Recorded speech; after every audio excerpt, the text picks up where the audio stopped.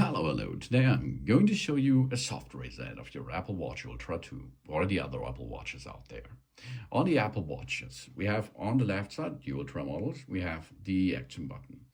On the right side, we have a digital chron, all the Apple Watches out there, and we have a button. And we are going to perform a soft reset now by pushing both together, both at the same time together, push them and hold them until you see the Apple branding in the screen.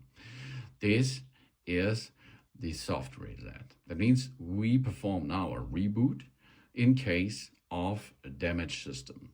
If you have black screen, white screen, you cannot use your touch screen or something else. After you see the branding, you can release the buttons. And then we perform a reboot. And after a reboot, 95% of all props are gone after this. And the Apple Watch will work standard way again. If this does not matches your troubleshooting, go to the next step. This will be the hard reset mode.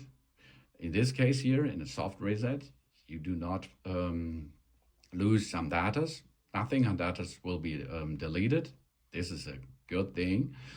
And of course, the activation lock will not be enabled. Here we are again. Job's done.